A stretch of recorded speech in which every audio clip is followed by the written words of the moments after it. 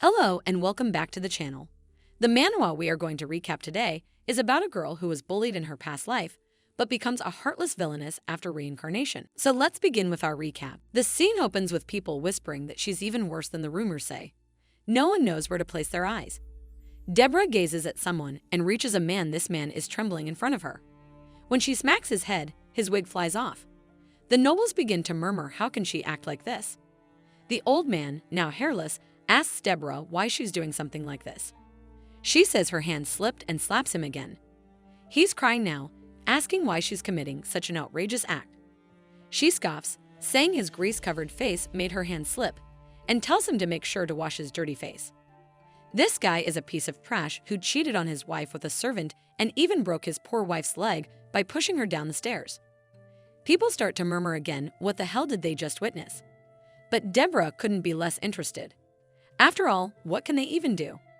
She is the daughter of Duke Seymour. She can do whatever she wants under her authority. The ball is in full swing when a lady comes to stand before Deborah and says she has something to say. This is the Viscountess Lip. Deborah puts her glass on the table and allows her to speak. But when the lady says her name, it feels like she's about to hiss like a snake.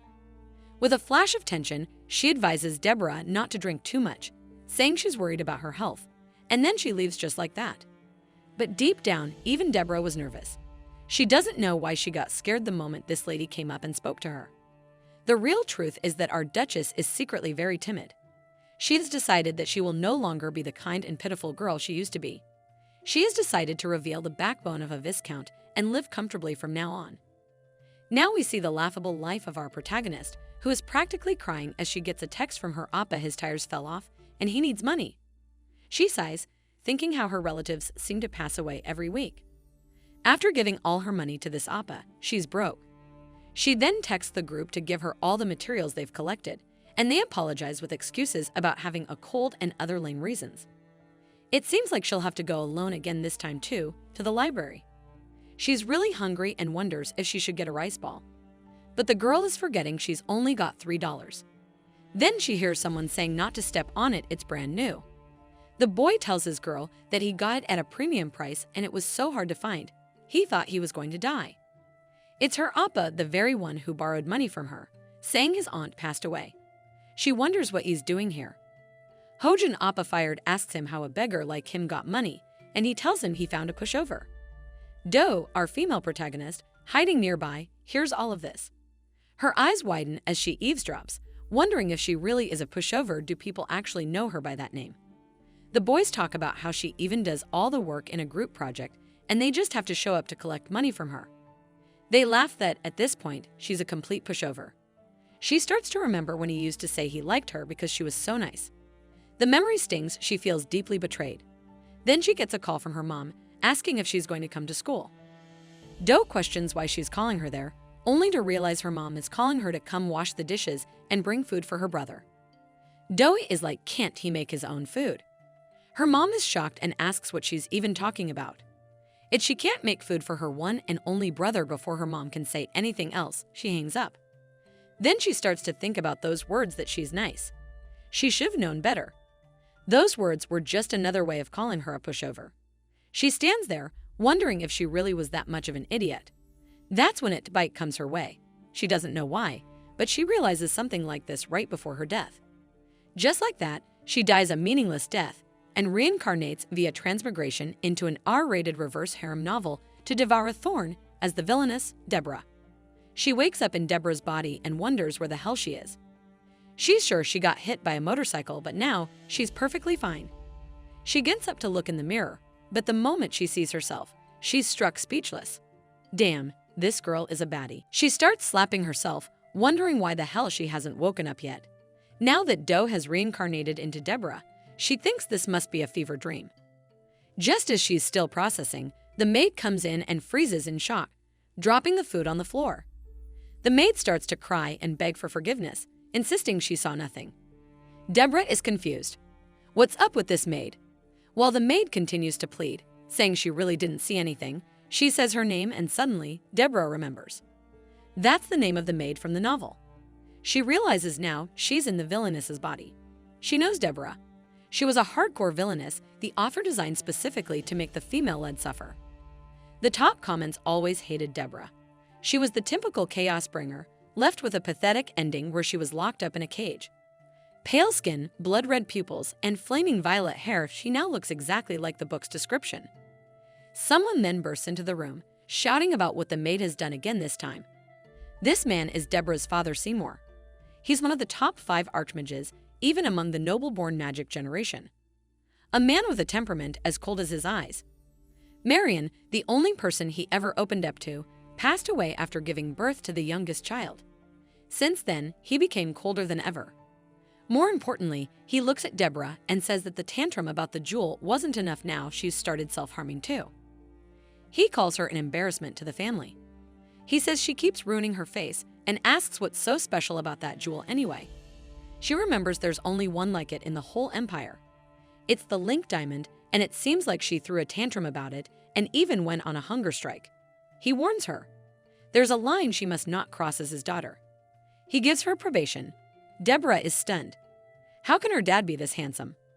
The maid is still on her knees, repeatedly apologizing. Deborah kindly tells her it's okay and that she can leave.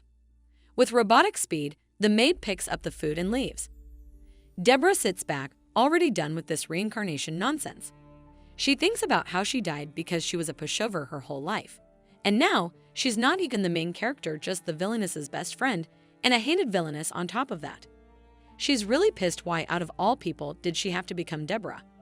But still, she starts to think, maybe this isn't that bad. It's day 10 of possessing Deborah. Living with the worst reputation and being the villainess with all these terrible traits, she realizes it's really not that bad. She eats the food and finds it delicious. But then she looks at the maid's posture and wonders just how horribly they must have been treated to act like program machines. But again, she thinks it doesn't matter. This girl Deborah isn't bothered anymore. She thinks maybe it's a good thing. When the maid asks if she's done, Deborah, trying to act like a proper villainess, says yes and tells her she can leave. Because of her past life, she's learned one thing. It's better to be a nuisance than to be looked down upon.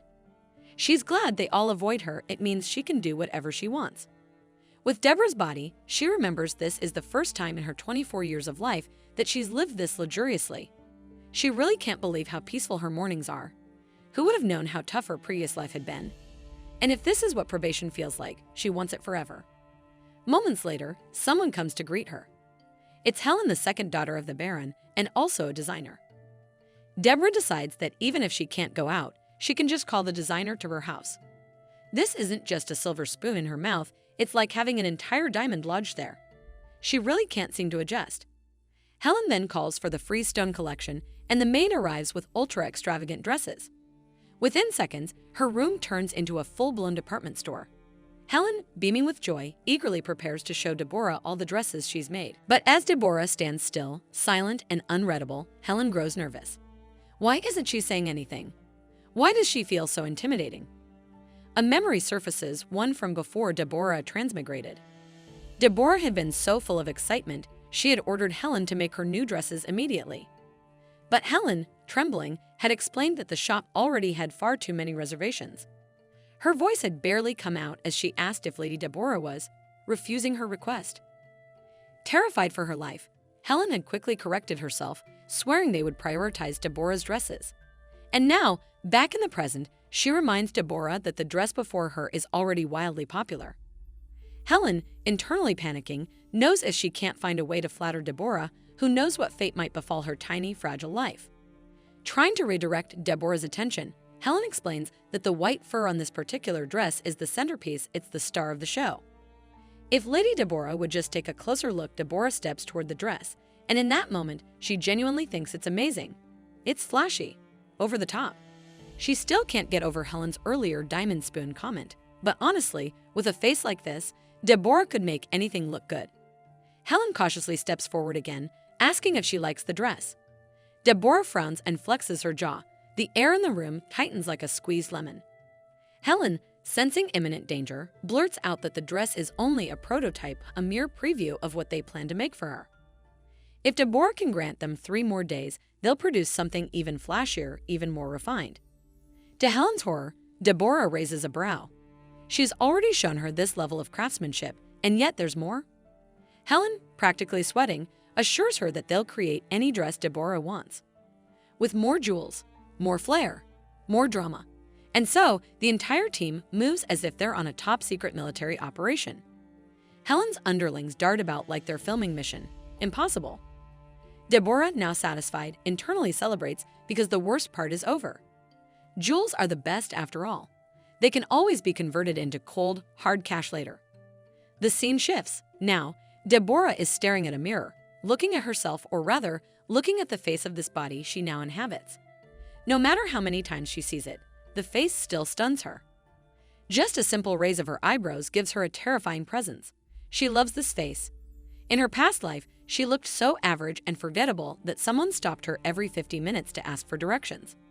But now she's so intimidating that people wouldn't dare come within 100 meters of her.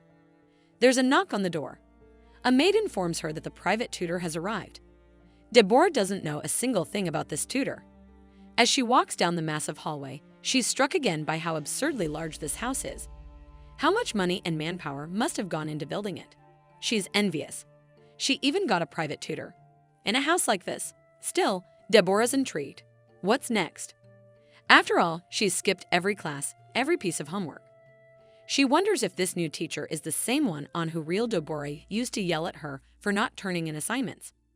Just then, under a window, she glimpses a strange, shadowy figure upside down. Suddenly, eerie memories start to flood her mind. Spooky, unwanted memories. But now that she thinks about it, hardship only belongs to the freaks, not to the ones calling them that. This is the realization she's come to after 24 long years of being a pushover. She finally understands she doesn't have to live like that here. As she keeps walking, she passes by a man. He is the second son of the family, Bilek, the one expected to inherit everything. In this family, twins are born every generation. And the talented ones, the ones who bear the bloodline's strength, are forced into fierce competition.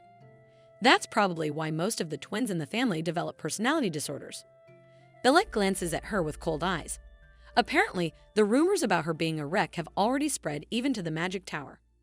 He tells her that Patrick, the private tutor, is a scholar he personally values. He warns her to behave properly. Deborah clenches her fists. Who the hell does he think he is, calling her wretched? When he's the real freak, the one who will, in the future, kidnap and imprison the female lead, Mia. If it were the real Deborah, she might have lost her mind at Bilek's cruel words. But this Deborah, the one from another world, she's not so easily shaken. Compared to her former family, this one is practically harmless. Cute, even. Bilek and the first son, Richard, are endlessly fighting to be recognized by their father. Compared to them, Deborah is just playing around. They're using her probation status as a flimsy excuse to exclude her, and yet she's still living in luxury, and that's thanks to Bilek. She opens the door. Inside, Patrick rises from his seat. Deborah sits down, wondering if this is really the man Bilek was talking about. Patrick, smiling stiffly, says they'll begin the lesson. It's an Estelia studies session. There are a few prestigious families in this empire whose influence stands just below the royal families. 4 families sit at the top. Among them is her own the family in charge of the empire's magic and the affairs of the Magic Tower. That role has been passed down for 500 years. From the lesson, she understands her father is a duke, the current head of the Magic Tower. The very first head was an 8th-class magician and a foundational contributor to the empire's magical system. No matter what madness she causes, the family will likely be forgiven. In this world, what she has isn't just a diamond spoon, it's practically been upgraded to an orichalcum spoon. Still, she wonders, what kind of choices did the original Deborah make to end up in that cage? It's time for Deborah's magic field training class. Once this theory lesson ends, she'll be heading down for the practical. The teacher greets her nervously, and Deborah notices right away that everything she could possibly throw has been hidden away. To be fair, she has been through a lot of magic teachers. She's not just angry because of her past behavior, she's furious at the thought that she still can't use magic properly. Despite being a direct descendant of one of the most powerful families, she's completely unable to yield her magic. Frustrated, she slams her hand down on the oak desk, her eyes blazing. These teachers are all useless. Is it at their job to help her awaken her powers? She feels guilty thinking about the past victims of her rage, but she can't help questioning whether she has any talent at all. Whether it's magic or swordsmanship, those are the basics for villains in these kinds of stories. Her family is famously powerful, so why doesn't she have the ability to match? She blames the Villainess debuff. It must be sabotaging her. But then she shakes her head no way. She's got beauty, stamina, and the backing of one of the strongest houses. She pretty much has everything. This year's magic instructor stands before her, visibly shaking, and carefully asks if they should begin today's lecture. The teacher mentions that they might need to step back, but Deborah doesn't listen. She's already halfway toward the magic circle. She remembers the original Deborah's downfall, the villainess who bullied the female lead, Mia, out of pure inferiority complex. But Deborah doesn't have any intention of continuing that path. There's no reason for Mia, the original female lead, to still hold a grudge against her now. Deborah has no interest in repeating that cycle. In this story, main characters with powers always suffer from envy and persecution, depending on how much talent they show. That means if Deborah just quietly avoids attention, she might actually be able to live a peaceful life. That doesn't sound bad at all. Later, she's seen relaxing completely at a luxurious spa. She eats a delicate macaron that the chef only makes 77 of per day. At first, all this attention felt awkward, but now she's genuinely enjoying herself. When the maid asks if the water temperature is okay, Deborah casually says everything's good. She thinks it'd be really nice if this life continued like this. But she also knows she absolutely needs to change the original Deborah's future. The main reason Deborah was sent to the monastery in the novel was because she messed with the female lead, Mia, pulling her hair, slapping her, even putting hydrochloric acid in her drink. She did all kinds of cruel things. But worst of all, there was a voodoo doll. Mia, who was said to be the reincarnation of Saintess Nayla, was deeply connected to the second prince. The prince used that voodoo doll to desecrate Deborah in a country where the saintess holds more reverence than even the emperor. Because of that, Deborah barely escaped the death penalty due to being a duke's daughter. But even so, she was immediately dragged into a public trial and then sent straight to the monastery. Deborah absolutely doesn't want to end up like that. If she really wants to live a calm, elegant life, the first thing she needs to do is avoid the female lead. Thankfully, this is still the early part of the novel. Deborah hasn't even met Mia yet. According to the story's timeline, the book starts with a boy named Pilaf, who is injured by a magical beast and falls in love with Mia, the girl who saves him. When he asks her what she wants in return for saving his life, she responds with that typical saintly line she didn't save him to be repaid, only that she hopes he gets better soon. The scene then moves on to Pilaf stressing over what to get Mia for her birthday. The butler suggests that the emotional first-colored diamond auction is about to start. This pink diamond is the same color as the saintess's hair. Because of this, the pink diamond becomes the stone of destruction. Its price soars through the roof. Deborah, with her father's help, manages to locate the diamond first, but right before her eyes, Pilaf takes it and gifts it to Mia. That's when everything starts to fall apart. Mia, who knew nothing, shows up wearing the glamorous pink diamond like a caveman holding treasure. Deborah, who has secretly liked Pilaf since childhood, couldn't accept that. She snatches the diamond away. Now, the present day, Deborah wonders what must have happened after that. But if she organizes her thoughts clearly, the first thing is obvious: don't meet Mia. And second, don't get involved with the pink diamond. If she can avoid both of those, she'll probably be all right. It's all fine. Compared to how miserable her life was in Korea, this isn't so bad. She's all set to try out her new free and lovely life. And first, she needs to confirm the foundation of her greatest advantage: her father. On the other side of the estate, somewhere a guy with a hood says that finally it's all done. Blanche says the second diamond has been completed. The vice master comes in, commenting that it's such a great color, and he thinks the reception this time will be amazing too. Blanche says to the vice president that he thought women were not much interested in this hue. The vice master reasons that he would be lying if he said he wasn't. He does think Blanche is unreasonable, but he never imagined that a perfect domain of color would be this in demand in the market. After dispatching several agents, Agnes goes to find out more about Pilaf's obsession with her new girl and how his new girl likes gems, so he is searching for a diamond in her shade Ux, like her hair color, and has spread word in the capital that it's a rare item. All the women are talking about this pink diamond, and that Pilaf is planning to gift it to the Mia. The Vice Master says the word has already gotten out that the pink diamond is truly rare, and since more nobles are participating, he is sure it will be sold at a great price. It's all going according to Blanche's plan. Then he questions himself, who does he think will take this diamond? It's been quite some time since the Vice Master started working with Blanche, but he still doesn't fully understand how he thinks. He says he believes Deborah will not take it. When asked for his reasoning, he explains that Deborah hasn't been seen for a long time and is also on probation for causing a fuss. That pink diamond. Blanche believes as well that there's nothing Deborah can do unless the Duke gives her his hand. On the other side, the Duke is reading documents when he throws them on the table, worried that Deborah has been quiet for quite some time now. After all, she likes to be extravagant, but she has hardly spent any money. He is concerned, especially after she went on a hunger strike and even hurt herself just for that mere diamond. It's quite disgraceful, he thinks. The more he dwells on it, the more he thinks that she's using her foul life as a threat his daughter to see how far she is willing to go. After all, he isn't letting her go that easily either. Suddenly, the butler bursts into the room. The Duke questions him, asking what the case is.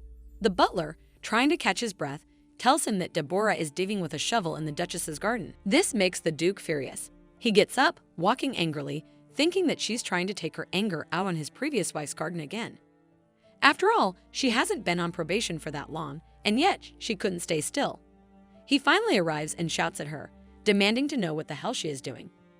Deborah turns to him, saying that he has finally arrived. The sight of her startles him. She reminds him of his wife. He asks her what she is doing here. She replies that she was looking at the roses. The way she says it, it's the same way the Duchess used to. It makes him wonder if she's doing this outside on purpose, knowing he will get angry. He calls her a manipulator and questions what has gotten into her to walk around like this. After all, she only cares about jewels. She replies, asking what the difference is between jewels and the flowers. She explains that these roses don't have a scent, and they can't wither either. They've been preserved with magic so they don't change at all. She says to him that she is asking why they are any different. He asks her if she's really saying there's no difference between a gem and the roses that her mother grew. She replies that this is not what her mother grew. That flower will wither in the winter and will bloom in the spring, and this is what makes them beautiful. Her father says she keeps on spouting nonsense instead of admitting her mistake. But she insists this is not nonsense. After all, her mother wrote this herself. She gives him the letter. He sees that it is the paper his wife always used. She wrote this letter to him her handwriting. He asks her now, where did she find it? She points at the bushes, saying here. Now back at the manor, she is literally trembling. Her eyes are wide with fear, her body still reeling from the terrifying experience she just endured. The thought of not finding the letters haunts her. She had been truly scared. What if she couldn't find them in time?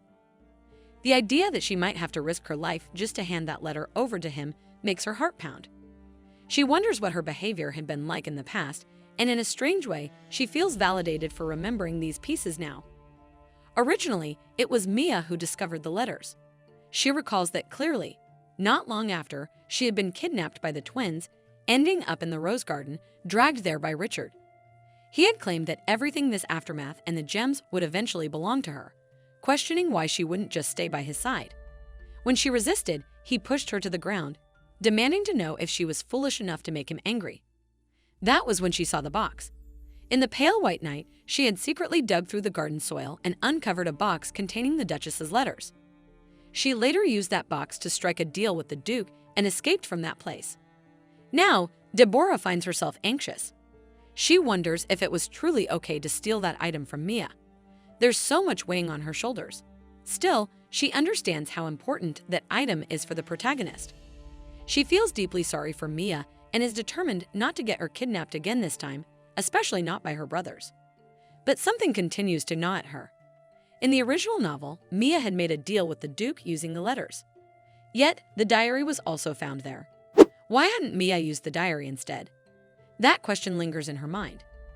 As Deborah walks down the hallway, the aide appears beside her, sensing that something is troubling her. She replies quietly that it's nothing serious, though her thoughts are elsewhere. She misses someone now. The Duke is reading his wife's letters, and she wonders if he had used more of his magic in emotional restoration.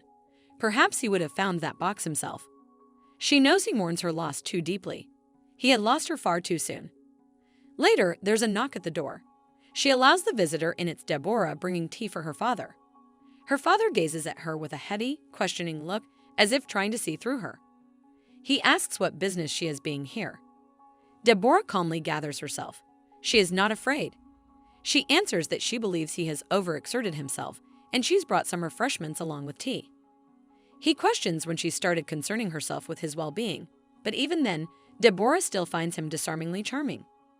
He tells her to take a seat. She's surprised pleasantly so that he doesn't kick her out. Eventually, the aide excuses himself and leaves. She notes that the aide seems worried she might cause a scene. Ignoring that, she offers her father a lemon tart and says he must be hungry, they should eat something first. She had prepared this lemon tart because she learned from the Duchess's diary that the Duke had always enjoyed lemon tart with tea when he was with his wife. Her father responds that having sweets in the middle of the night might upset his stomach, but she insists that this will suit his taste. He gazes at the tart, then finally takes a bite. His expression remains unreadable, making her wonder whether he actually likes it or not. Then her father tells her that he knows there must be a reason she came looking for him.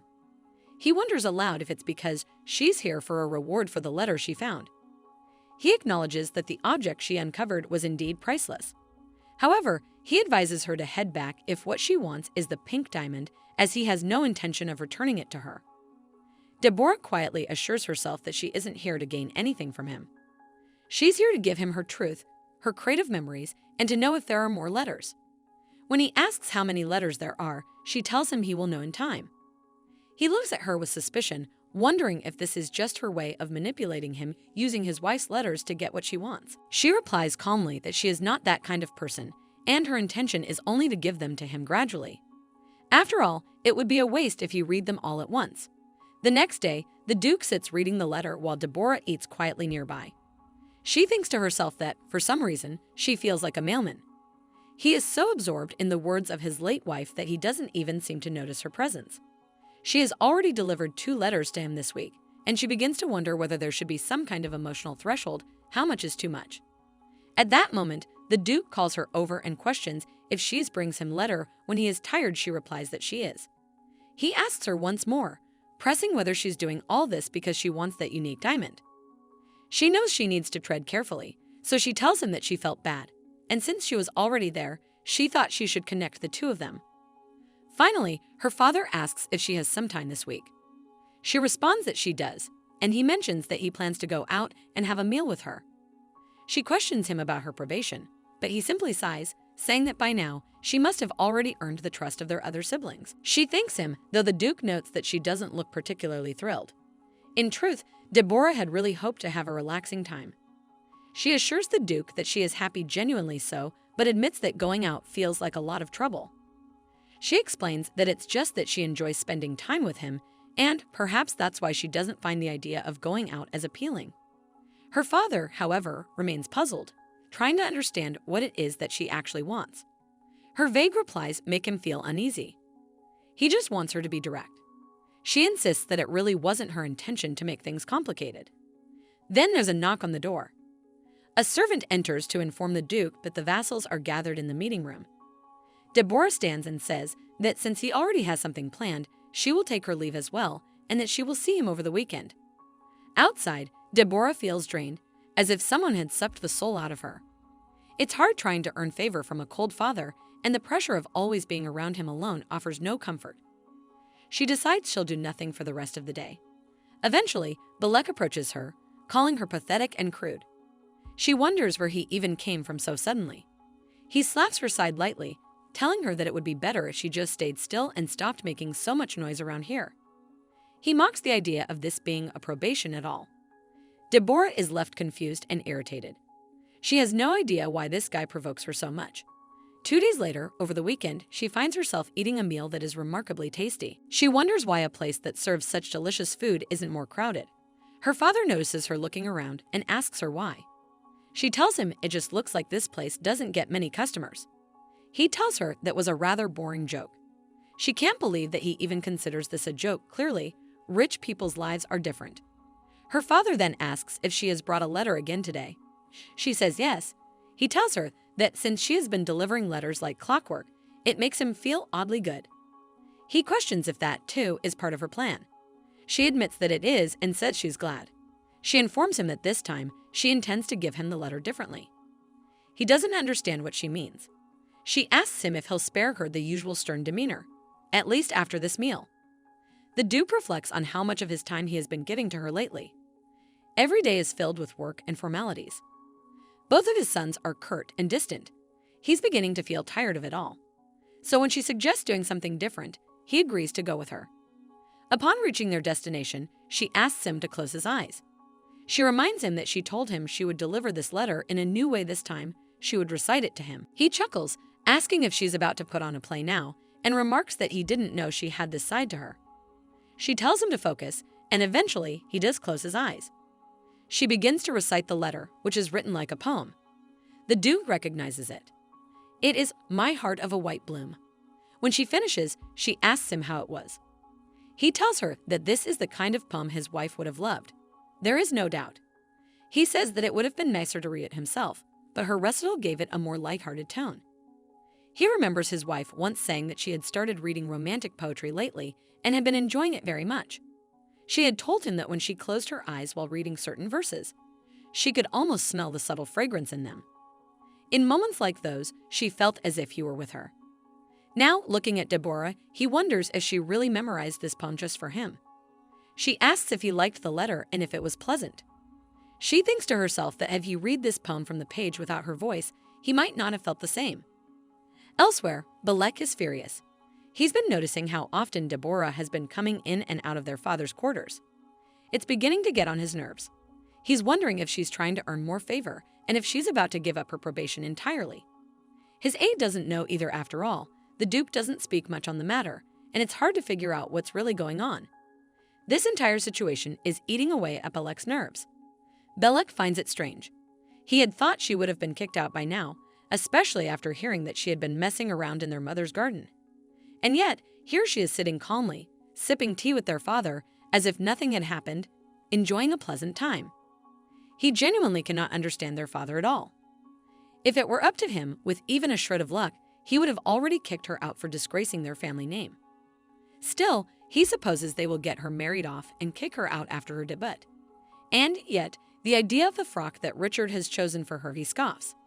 It's vulgar, just like Louis, and they both seem to operate on the same wavelength. Richard, always playing around in his little compartments of intrigue, seems thrilled about the whole thing. At least, Balek assures himself, in this matter, he is determined not to let Deborah get away with it this time. The next day, the two of them meet again, this time right in front of the estate. She asks him directly if he has some business with her. He scoffs at the idea, declaring that there is no way he would ever have business with someone as lowly as her. She retorts with a sharp tongue, asking that if he has no business with her, then why doesn't he just give her some space?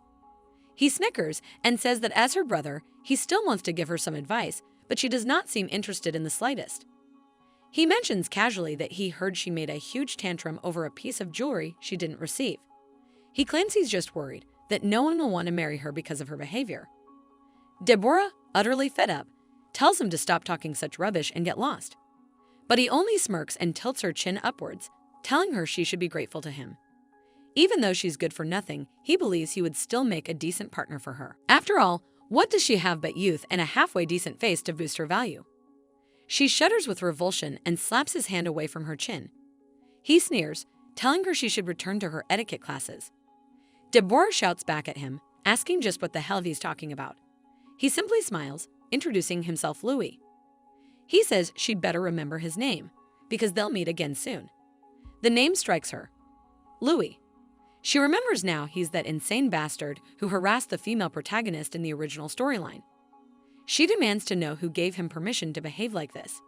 He shrugs, saying he wouldn't have interfered if she could have solved her problems herself. Deborah snaps at him, saying she'll take care of herself and won't waste time on useless things. And if he's so concerned about her life, how about he just gives her some money and leaves her alone? Louis laughs, saying there's no way she's not going to mess things up again. And if she's still delusional enough to think Pilaf will accept her proposal, then she really needs a reality check. He claims Pilaf already has feelings for another woman. Deborah cannot believe it. He's even mocking her unrequited love for her own brother this time. Louis scoffs again, asking if she really believes Pilaf would accept someone like her as a bride. Because of her behavior, he says she'll never be able to marry into a respectable family like theirs. Just as he's about to continue his taunts, Deborah cuts him off and declares that she's not getting married. This stuns him. He stares at her in disbelief as she clarifies her intention to stay single. He seems genuinely lost for words, which makes her wonder if he's gone deaf or something. Louis eventually mutters, asking if it's some kind of joke, because it's not funny. She tells him firmly it's not a joke. This is real. He tells her she shouldn't spout such nonsense. After all, this means she's rejecting the duty of a noble lady. Is she trying to become a nun or something? He warns her not to say things like that in public. There's a limit to how much she can insult their family. Then with a smirk, he adds that someone like him is far more desirable than she deserves. He's sure that one day she'll thank him. With that, he walks away, saying they'll talk about this again later. Deborah, lying in her room now, is furious. Furious at him and at his twisted nonsense. What is he trying to do, really? According to the imperial law, every noblewoman must get married once she reaches adulthood. Since Deborah is already 19, she has to marry after her debut. She realizes she is truly in trouble. This whole book's setting is a disaster. All her romantic feelings have already been used up because of that appa, and now she has to deal with a pervert like Louis. She knows that as the family head, Belek has far more influence than a mere lady like her. At this rate, she's definitely going to be handed over to that degenerate. She calls for her maid. She needs to ask something that's been weighing on her like a demon's possession. When the maid arrives, Deborah asks what will happen if a noble lady refuses to marry if she outright rejects the proposal her family gives her. The maid looks she is about to cry, saying there's never really been a case like that. She gently suggests her imagined things. The maid, scared for her life, says that if she doesn't marry, her title will be forfeit. She'll be considered dirt in noble society, and in the worst case scenario, she might be forced to enter a monastery. Deborah is horrified. That would be no different from the original noble route ending. She finally understands this is why she's being pushed so aggressively toward marriage. Still, something nags at her. She asks the maid again, are they really sure that no one else has ever rejected a proposal? What happens if a family arranges an engagement with someone their daughter doesn't even like? The maid pauses, thinking deeply. Then she recalls a case, a noble lady who eloped with a common mercenary. Deborah's eyes widen. She asks what happened next. The maid explains that no one really knows the full story. But that lady eventually received her title. She was a 6th-class mage who contributed greatly in the war, alongside her mercenary captain husband. Deborah realizes that this lady earned her title through war participation. In short, if Deborah wants to live as she pleases, she'll need to take part in the war herself. But that's impossible. There's no way she could do something like that. So, she thinks bitterly, maybe she'll just become a rich TikToker. Her dream had seemed so grand until she remembers this is a medieval setting. Money can't buy a barony title here. If only she had more time. Most nobles get married between the ages of 19 and 22. Maybe, just maybe, if she can save enough money in 2 or 3 years, she could buy her title and postpone her wedding until then. After all, she's still enrolled in the academy. But the main question remains, how the hell is she supposed to make that much money in the meantime? That's when she hears a knock on her door. She allows entry, and it's her father. He tells her they need to talk, and Deborah, visibly terrified, braces herself for what's to come. Now they are sitting together, and Deborah can't help but wonder what exactly is going on. If her father is here to talk about marriage again, she might lose her temper. She tells him that she will give him a letter once she gets back, but the Duke calmly replies that he isn't here to receive any letter. Instead, he assures her that whatever she wants, whatever it may be, she just has to say it. He's willing to give it to her. The real reason Deborah has been writing all these letters was because she didn't want to get kicked out. She just wanted to buy some time. The Duke has known for a while that she was stalling. He even remembers when she claimed she was trying to build a bond between him and her late mother. But he reassures her again he's not here to test her. She can ask for whatever she wants. Deborah realizes it might be rude to keep rejecting his generosity, so she gathers her nerve and asks him to invest in a business. The Duke blinks, clearly surprised. He expected her to ask about the pink diamond again. A business. He didn't see that coming. He asks her to clarify if she's really talking about starting a business, And Deborah responds with confidence, explaining she has a brilliant business plan. This isn't something the Duke was ready for. He expected another indulgent request. Still, he asks how much money she needs. Deborah writes down the amount. The Duke stares at it, confused, wondering if she missed a number. That much for a business. But after a moment, he simply nods and tells her he'll send the full amount. She thanks him politely. As the Duke walks back, he's puzzled. Why did Deborah suddenly get this idea of starting a business? And what exactly is she thinking? He suspects it's somehow related to that damned pink diamond. He had already told the vassals that he wouldn't buy it for her, and maybe Deborah picked up on the fact that if he changes his mind too easily, his authority might suffer. Perhaps she's trying to grow his power in a roundabout way by making him change his stance. The Duke is totally off mark in his reasoning, but he proceeds with that interpretation anyway. He can't understand why she's been hesitating lately. Her actions seem far more mature than before. She's already working so hard, and for the first time, he stops seeing her as a naive girl. Eventually, he calls his aide and gives an order. He doesn't care how much it costs when the bid for the pink diamond, no matter what. A few days later, after receiving her business investment funds, Deborah also gets the pink diamond. She doesn't understand what it's doing here. There's a letter attached stating that her father is proud of her for what she's done, and this is his way of showing his appreciation. Deborah stares blankly at it, pretending not to know what a father's affection is supposed to look like. This over-the-top gesture is so unlike him. It's absurd, and yet, somehow she feels warm inside. She's still surprised to find out the pink diamond is worth $1 billion. She tells herself she's being spoiled, but at the same time, she's enjoying the compliments and attention. After all, being labeled a wicked woman is surprisingly relaxing compared to the pressure of being pure. In her past life, she used to care for her body every day, and the one day she didn't, she was called dirty. Now she looks at the pink diamond necklace and thinks life might actually have some meaning. The necklace is so pretty. She wonders if Pilaf will stab her if she wears it. Then she considers selling it, but it would have to go through the auction house. There's no way her father wouldn't find out, and her prediction level is terrifyingly accurate. She carefully tucks the necklace back into its box. Maybe after a while, she'll think of how to use it. For now, she has to earn her first $40 million. She tells herself that if she builds enough wealth through her business, she can stop the marriage altogether. She starts thinking about the kind of products she should make. If she can get a few solid ideas, she'll be able to generate revenue consistently. That's when she notices an envelope with a wax seal on the outside. It reads Blanche Guildmaster, congratulations. She asks how much the pink diamond was sold for. The vice master responds, eyes wide as he sets the document on the desk. He glances at the final sale price and sees that it was none other than the Duke who bought it. He had expected Pilaf to win it, or maybe even Mia or the Crown Prince. But it turns out the Duke had the winning bid. The vice master realizes now that the diamond must have been far more important than he thought, and all of his predictions were wrong. He wonders if he had underestimated Deborah all along, treating her as just another abandoned child of a noble house. He turns to Gerard and orders him to keep a close eye on the nobility. He also instructs him to ask the investigators to gather more information about Deborah.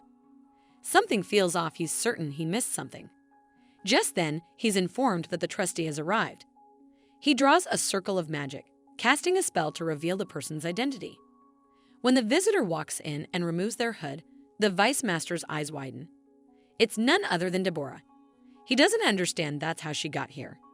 He gazes at her while the two of them are finally standing face to face.